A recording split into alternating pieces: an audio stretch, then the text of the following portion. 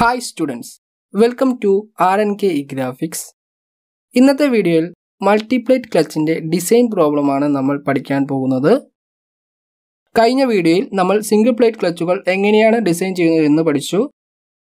ആ വീഡിയോ കാണാത്തവർ താഴെ ഡിസ്ക്രിപ്ഷനിലും ഐ ബട്ടണിലും കൊടുത്തിട്ടുള്ള ലിങ്ക് യൂസ് ചെയ്തിട്ട് കാണാൻ പറ്റും.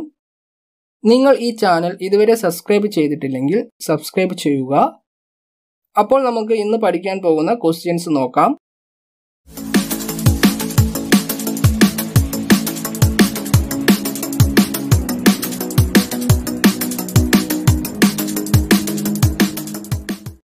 First question. A multiple disc clutch has 5 plates having 4 pair of active friction surfaces. If the intensity of pressure is not to exceed 0.127 Newton per mm square, find the power transmitted at 500 rpm. The outer and inner radii of friction surface are 125 mm and 75 mm respectively. Assume uniform wear and take coefficient of friction is equal to 0.3. ഒരു multiple plate ക്ലച്ചിന്റെ 5 പ്ലേറ്റുകളിൽ 4 pair active friction surface ഉണ്ട്. ഇതിന്റെ pressure intensity 0.127 newton per mm square. Friction സർഫസിന്റെ outer and inner radius 125 mm 75 mm ആണ്. Coefficient of friction 0.3യും. ക്ലച്ചിൽ uniform wear condition ആണെങ്കിൽ ട്രാൻസ്മിറ്റ് ചെയ്യുന്ന പവറിന്റെ എമൗണ്ട് ആണ് ഇവിടെ കണ്ടുപിടിക്കേണ്ടത്. അപ്പോൾ ഈ ക്വസ്റ്റ്യൻ സോൾവ് ചെയ്യാൻ വേണ്ടിയിട്ട് ക്വസ്റ്റ്യനിൽ തന്നിരിക്കുന്ന ഡാറ്റാസ് നമുക്ക് എഴുതിയെടുക്കാം. Given total number of disc or plate n1 plus n2 is equal to 5. Number of active surface n is equal to 4. Speed n is equal to 500 rpm. Pressure intensity P is equal to 0.127 Newton per mm square. Outer radius R1 is equal to 125 mm. Inner radius R2 is equal to 75 mm. Coefficient of friction 0.3. നമ്മളിവിടെ consider ചെയ്യുന്നത് uniform wear condition ആണ്. Uniform wear condition പ്രകാരം P into R is equal to a constant. The intensity of pressure is maximum at the inner radius R2. Pressure intensity maximum വരുന്നത് frictional സർഫസിന്റെ inner radius R2ലാണ്. ആയതുകൊണ്ട് P into R2 is equal to C.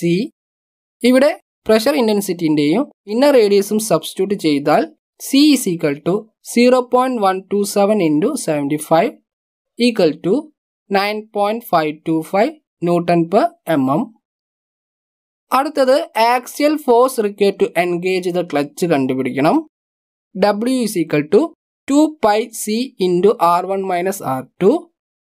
ഇവിടെ ഈ ഇക്വേഷനിൽ Cന്റെ വാല്യൂയും R1ന്റെയും R2ന്റെയും value substitute ചെയ്യുക. Then W is equal to 2 pi into 9.525 into 125 minus 75.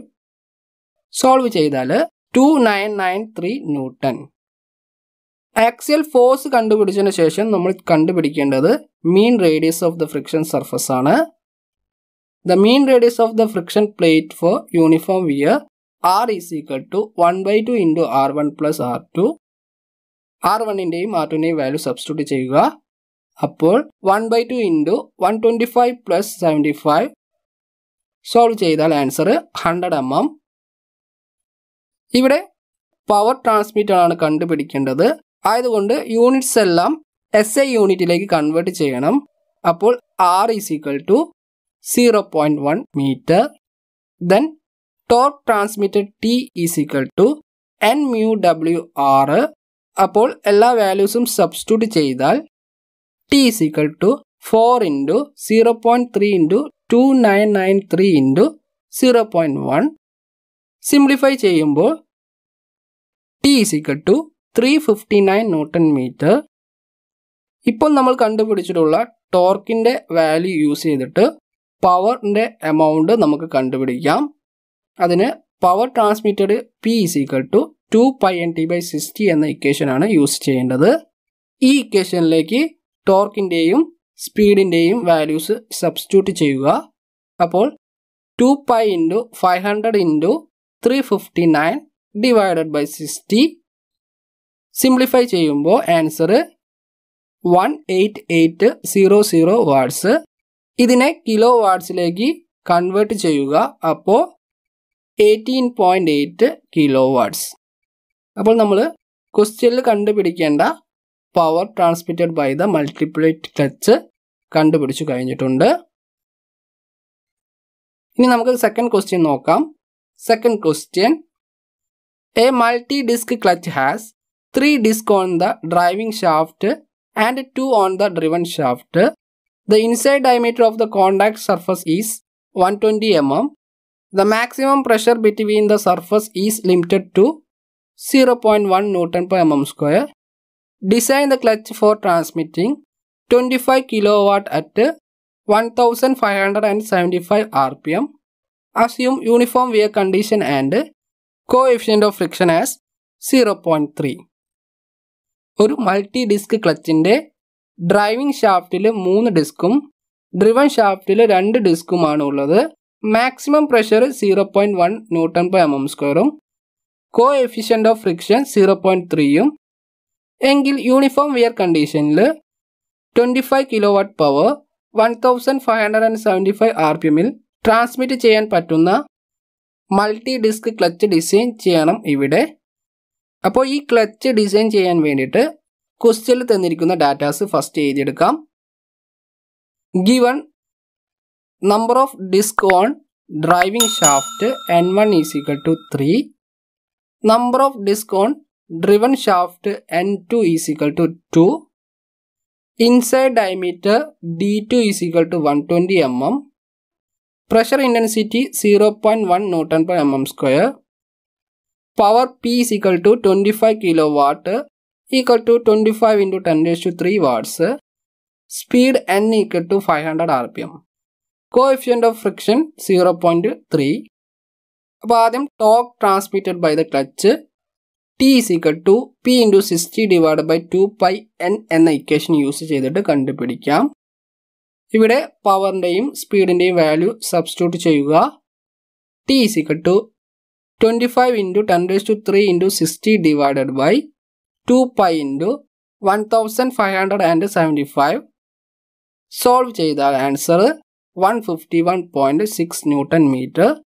ഈ വാല്യൂവിനെ newton M എമ്മിലേക്ക് convert ചെയ്യുക. അപ്പോൾ 151.6 into 10 raised to 3 newton M M. ഇവിടെ യൂണിഫോം വിയർ കണ്ടീഷനാണ് നമ്മളോട് ചൂസ് ചെയ്യാൻ പറഞ്ഞിരിക്കുന്നത്.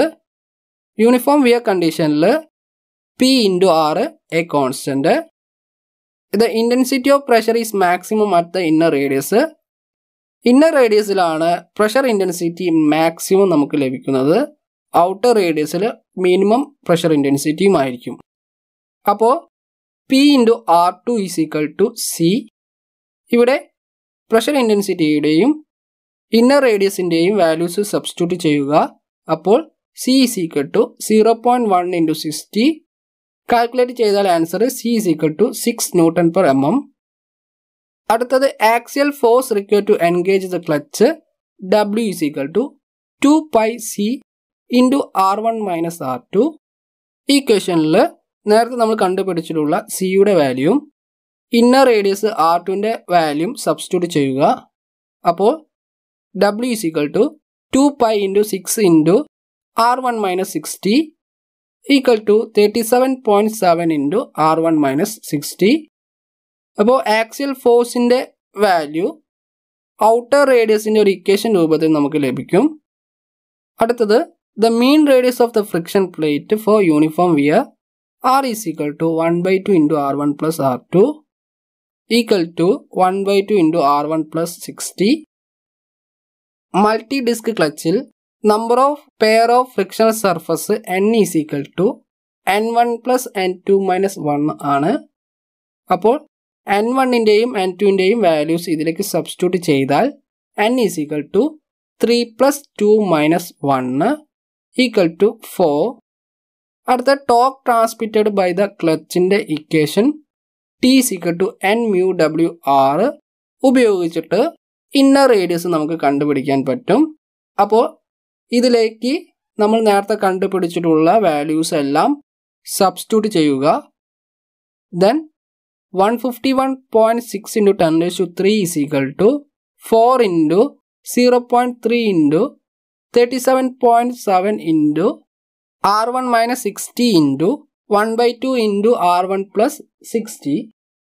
ഇതിനെ സിംപ്ലിഫൈ ചെയ്യുമ്പോൾ 151.6 into 10 raised to 3 is equal to 22.62 R1 square minus 81432. Then R1 square is equal to 151.6 into 10 raised to 3 plus 81432 divided by 22.62. Solve ചെയ്താൽ R1 square is equal to 10302. ഈ ആൻസറിനെ square root ചെയ്താൽ outer radius R1 is equal to 101.5 mm. ഇപ്പോൾ നമ്മൾ multi disk ക്ലച്ചിനെ ഇവിടെ design ചെയ്ത് കഴിഞ്ഞിട്ടുണ്ട്. ഇനി അടുത്ത മൂന്നാമത്തെ ക്വസ്റ്റ്യൻ നോക്കാം. Third question.